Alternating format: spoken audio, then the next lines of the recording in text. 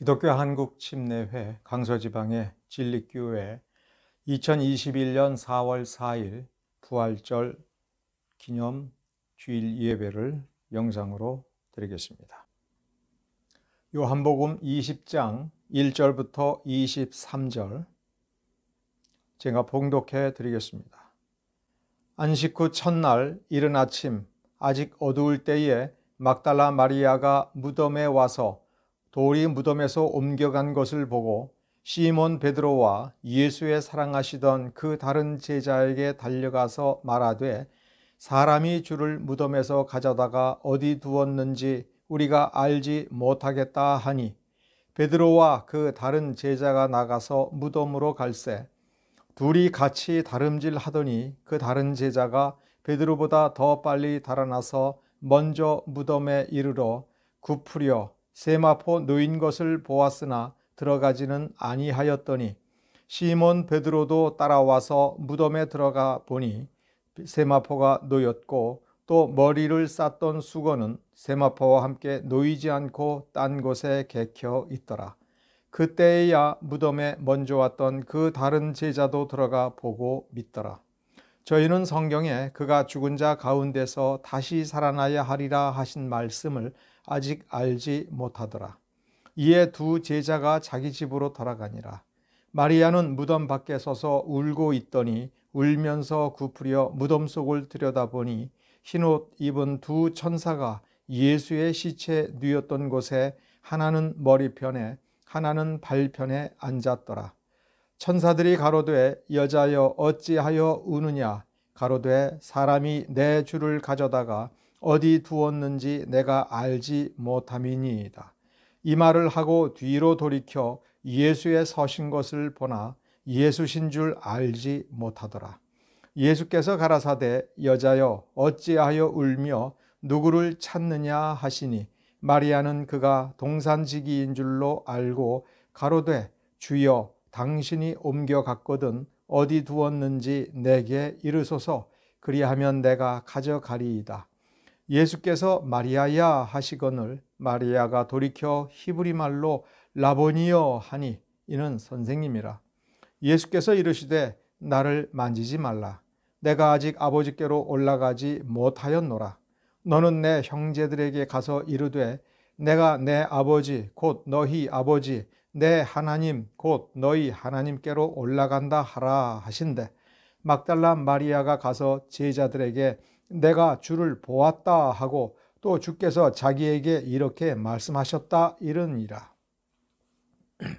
이날 곧 안식 후 첫날 저녁 때에 제자들이 유대인들을 두려워하여 모인 곳에 문들을 닫았더니 예수께서 오사 가운데 서서 가라사대 너희에게 평강이 있을지어다. 이 말씀을 하시고 손과 옆구리를 보이시니 제자들이 주를 보고 기뻐하더라. 예수께서 또 가라사대 너희에게 평강이 있을지어다. 아버지께서 나를 보내신 것 같이 나도 너희를 보내노라. 이 말씀을 하시고 저희를 향하사 숨을 내쉬며 가라사대 성령을 받으라. 너희가 네 죄든지 사하면 사하여질 것이요 네 죄든지 그대로 두면 그대로 있으리라 하시니라. 아멘. 오늘 저는 부활주일을 기념하는 특별한 본문으로 요한복음 20장을 받았습니다. 이 요한복음 20장은 어떤 의미에서는 매우 늦게 발견한 본문입니다. 제가 처음 예수를 믿을 때 그때를 지금 돌이켜 생각을 해보면 좀 이상한 것들이 좀 있었습니다. 그저 평범한 똑같은 날인데 특별히 어떤 때가 되면 슬픈 표정을 짓고 검은 양복을 입고 검은 넥타이를 매고 이를 말할 수 없이 슬퍼하며 기도하고 주여 주여 하는 그런 모습들을 보았습니다. 아니 똑같은 날인데 어떤 날은 이렇게 슬퍼해야 되는가? 막 슬픔을 솔직히 말하면 쥐어짜는 그런 모습을 보았습니다. 왜 그런가 설명을 많이 하십니다. 성경 본문을 읽어주고 우리 주님의 고난에 대해서 정말 실감나게, 정말 가슴이 저리게, 그리고 그 정확한 만큼은 아니겠지만 그 어떤 나의 죄 때문에 고난 당하신 주님을 특별히 생각하면서 내 죄를 슬퍼하고 나로 말미암아 아주 좋으신 분이 내 죄를 대신 짊어지고 그 이루 말할 수 없는 고통을 당했다라고 하니 슬퍼해야 된다고 하니 거기엔 동의가 됐습니다. 어떤 때는 슬픈 감정이 나오기도 하지만 어떤 때는 저는 특별히 슬퍼하는 그 주간이 사실은 슬프지가 않았습니다. 왜냐하면 내 죄가 아무리 심각해도 이미 주님께서 내 죄 짊어지시고 채찍에 맞으시고 십자가에 달려서 다 죽으신 그 뒤에 나는 이제 다 해방이 됐는데 그분의 고통을 생각하면서 슬퍼하려니 완전한 슬픔이 솔직히 안 되죠. 난 다 해결됐는데. 더 사실은 좀 이상하다고 늘 생각한 것이 부활절입니다. 어제까지만 해도 혹은 며칠 전까지만 해도 그렇게 슬퍼하면서 금식을 하고 금식하자, 함부로 웃지 말자, 떠들지 말라 막 그러다가 주일날 오전에 오면 사람들이 활짝 웃으면서 서로 행복하고 즐겁게 계란을 나누면서 기념합시다, 찬양합시다, 막 밝은 표정을 짓는 거예요. 그렇구나라고 생각을 하면서도 기뻐해야 되는구나. 다른 사람이 기뻐하니까 같이 기뻐했죠. 그러나 마음속에서 똑같은 날인데 무언가를 기념하면서 일부러 슬픔을 짜내고 그 다음에 일부러 기쁨을 짜내고 이거는 뭔가 내 가슴에 와닿지 않는다. 나는 예수님이 나의 구세주이라는 것을 믿고 예수께서 나를 대신하여 십자가에 죄가 없음에도 불구하고 내 죄를 짊어지고 십자가에 달려 돌아가셨다는 것에 대해서 생각하면 너무 감사하죠. 그러나 그것이 어떤 특정한 날에 내가 특별하게 다른 사람들이 보는 데에서 또 보이도록, 그리고 시간을 정해서 금식하면서 슬픈 목소리를 내면서 주여 주여 하고 그런 것들이 잘 이해가 안 됐고, 그리고 무엇보다도 주일날은 성경 본문은 항상 주님 살아나셨다, 주님 부활하셨다라고 하는 것을 기쁘게 말하는 본문들을 택했습니다.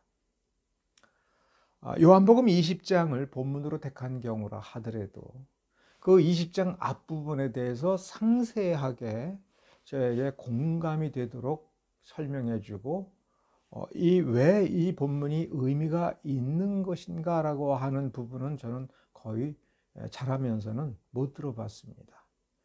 요한복음 20장도 그 뒤에 예수께서 부활하시고 나서 이제 그러니까 그 19절서부터 23절 사이를 본문으로 잡고 숨을 내쉬고 너에게 평강이 있을지어다 라고 하시고 또 성령 받으라 라고 하시고 하는 이런 것들에 대해서 조금씩 어떤 때는 이 부분, 어떤 때는 저 부분, 그래서 성경을 충실하게 저에게 전달해 주었을 때 저는 나름대로 성경에 충실한 교회에서 신앙생활을 시작한 그런 어떤 부분이 있기는 하지만 우리는 그 앞에 1절서부터 19절까지의 사건들을 먼저 깊이 생각해 본 그런 경험은 없습니다.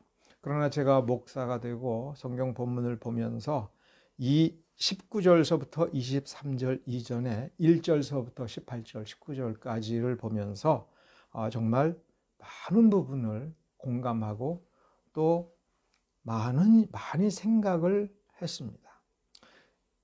이 부활의 아침, 지금 보면 요한복음 20장에서 분명히 우리에게 제시해 주는 장면은 빈 무덤입니다. 빈 무덤에 이 여인들이 찾아가서 보니 그 텅 빈 것을 보고 여인들은 놀래서 베드로와 요한에게 달려가서 우리 주님의 시체가 없어졌습니다 라고 하면서 뭐 어쩔 줄 모르고 베드로와 요한이 달려가서 보니 정말 그랬다 하면서 베드로와 요한이 어떤 모습으로 달려갔는가? 그 무덤 앞에 서서 요한은 얼마나 무서웠고 얼마나 두려웠는지, 그리고 베드로는 얼마나 깜짝 놀랐고, 정말 와서 확인해 보니 우리 주님의 시체, 그 몸이 찢겨진 그 몸이 거기에서 사라졌고, 그 무덤을 지키던 군인도 동산지기도 없어져서 아마 이들이 갖다 치워버렸구나 라고 하면서 자기의 집으로 돌아갈 때 조금 묵상해 보면 베드로와 요한은 얼마나 슬퍼했던가, 얼마나 낭망했고 자기 자신에 대해서 얼마나 괴로워하고 있을까라고 하는 것을 우리는 생각해 볼 수가 있습니다. 망연자실에서 여인이 그 자리를 떠나지 못하고 슬피 울고 있었습니다. 우리가 10절까지를 잘라서 보면 거기에 두 제자 베드로와 요한뿐만 아니라 막달라 마리아라고 대표되는 이 세 사람이 당시의 제자들의 모습을 확실하게 보여주고 있습니다.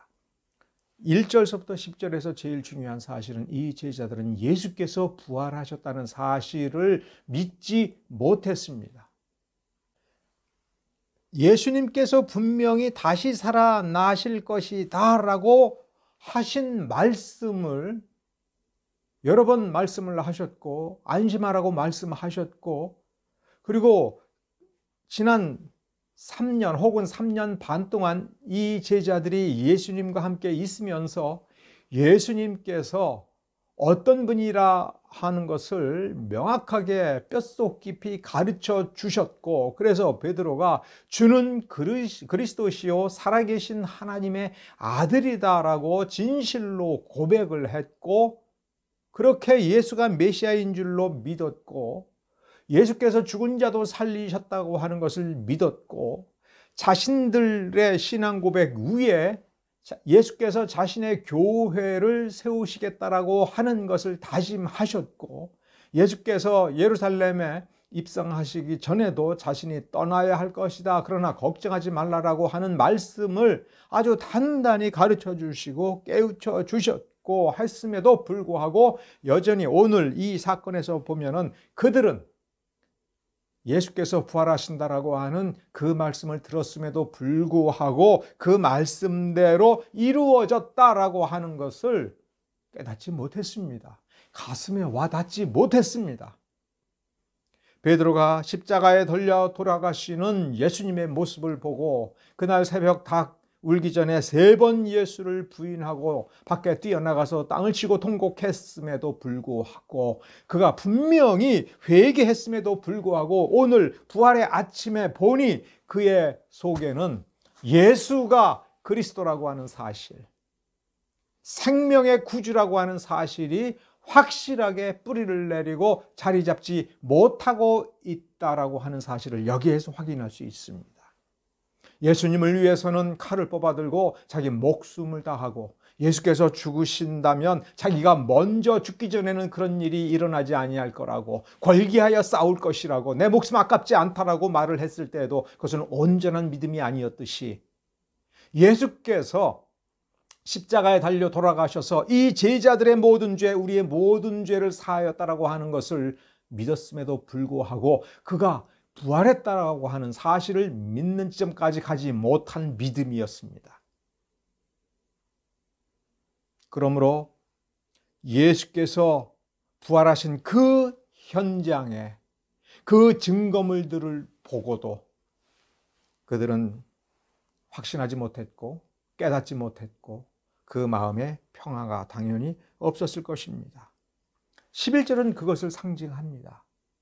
남자인 베드로와 요한은 집으로 갔다 라고 하지만 그 속심정은 무엇이었을까? 11절 마리아의 그 태도에서 이 제자들의 상황을 단적으로 상징적으로 보여주고 있는 겁니다. 무덤 밖에 서서 울고 있더니 울면서 굽으려 무덤 속을 들여다 보니 그 다음에 무슨 일이 일어날지는 전혀 상상을 못했죠. 그러나 11절을 보면 정말 통곡하고 있었던 겁니다. 이제 예수님의 시체까지 잃어버렸다. 어떻게 하나 어떻게 하나. 이제 어디에 던져지고 어디에서 어떻게 찢겨지고. 그래서 우리는 다시는 예수의 시체조차 우리는 볼 수 없다 하면서 그 무덤을 들여다보고 막 슬피우는 겁니다. 그러다가 보니 천사가 예수께서 그 눕혀졌던 곳 머리맡과 발치에 두 천사가 있는데 그걸 그냥 동산지기쯤으로 알고서 제발 내 주님의 시체를 돌려주십시오. 어디다 두었는지 좀 알려주십시오. 이런 식으로 하소연하고 심지어 자기 뒤에 예수님께서 오셨고 뒤를 돌아서 그 예수님을 바라보았음에도 불구하고 그분이 예수님인 줄을 몰랐던 겁니다. 부활하셨는데도 부활하시겠다라고 하는 그 말씀을 기억하지 못하고 부활하신 주님께서 자기 앞에 섰고 자기의 두 눈으로 그 주님을 바라보았는데도 깨닫지 못하는 겁니다. 예수님이신 줄을 못 알아보는 것입니다. 그저 이 동산에 와서 동산을 관리하는 사람쯤으로 보았던 것입니다. 왜 그랬습니까? 우리가 그 질문을 해야 됩니다. 이들의 이 믿음이 왜 이렇게 모자라고 불충분하며 너무나도 부족하여서 주님조차 알아보지 못하는 그런 믿음이 되었겠습니까? 주님이 죽으신 공로가 아직 적용되고 이 사람의 심령 속에서 충분히 뿌리를 내리고 힘을 주지 못하고 있기 때문에 그 부분을 완성시켜 주셔야만 된다. 우리는 이렇게 완성된 믿음을 받았다. 그래서 우리는 이렇게 두려워하지 않아도 된다. 우리에게는 이런 일이 없을 것이다 라고 우리는 확신해도 좋습니다. 그러나 그것은 신학적인 것입니다. 사람이라는 측면에서 봅시다. 이 제자들은 죽음을 두려워했습니다. 자기 옛사람의 생명을 여전히 꼭 붙들고 죽음이 닥치지 못하도록 막아야 되고 도망가야 된다라고 하는 그 관념에서 조금도 벗어나지 못했던 것입니다. 그래서 예수님이 죽으시는 것도 두려워했습니다. 그들은 여전히 죽음의 공포에서 벗어나지 못하고 있었던 것입니다. 죽으면 어떻게 해야 되나? 내가 죽으면 어떻게 되나?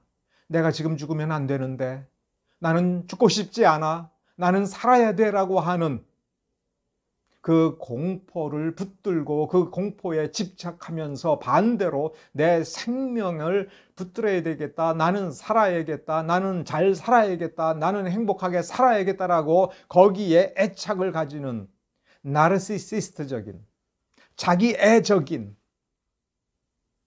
그렇습니다. 사탄이 우리에게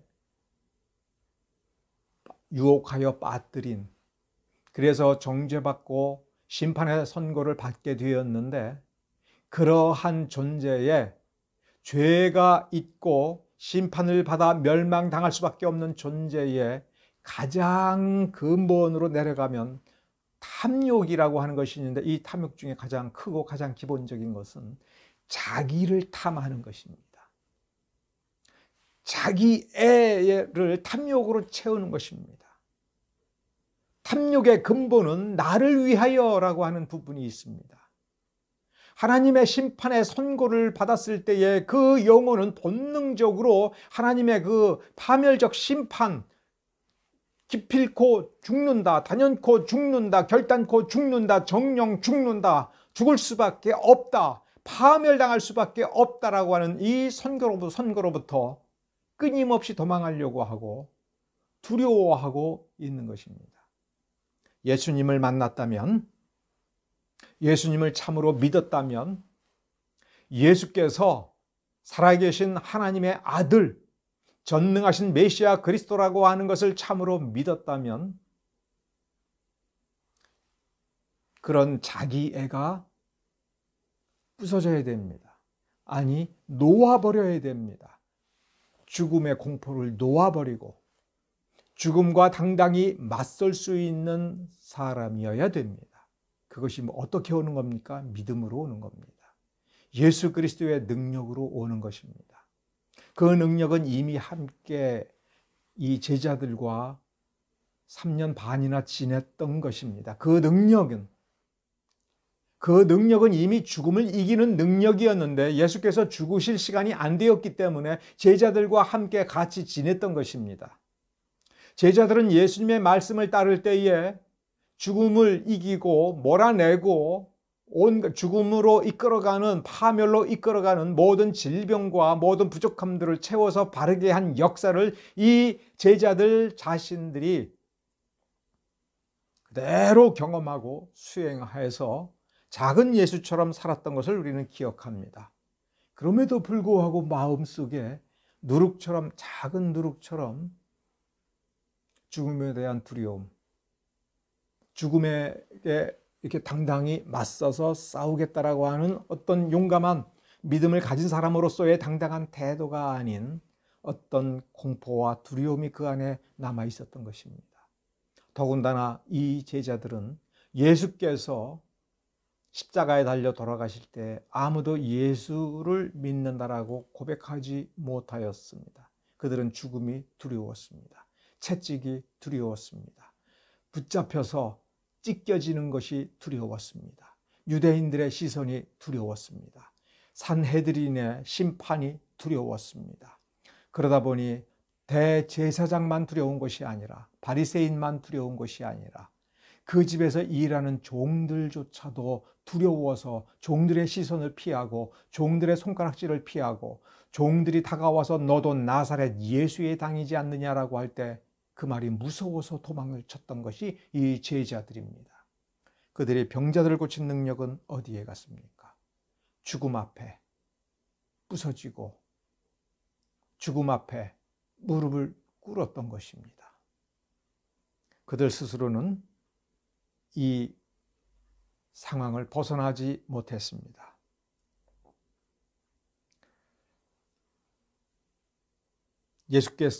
예수님과 몇 마디를 주고받으면서도 정말 그분이 다시 사신 예수님이신 줄을 깨닫지 못했습니다.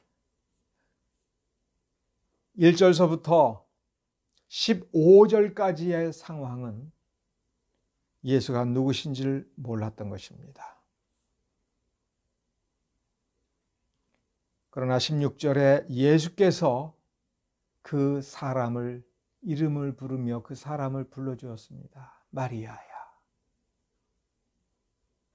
그때서야 예수님이신 줄을 이 마리아가 깨달았습니다. 놀랍게도 17절에 보면 예수께서는 자신의 그 찢겨진 몸을 하늘로 올라가서 아버지한테 먼저 보여드렸어야 되는데, 그렇죠. 아버지의 뜻을 이루기 위해서 왔으니 자기가 모든 일을 이룬 뒤에 그 몸의 죽음의 흔적들을 가지고 가서 자, 이렇게 해냈습니다. 그리고 나는 이렇게 살아 있습니다.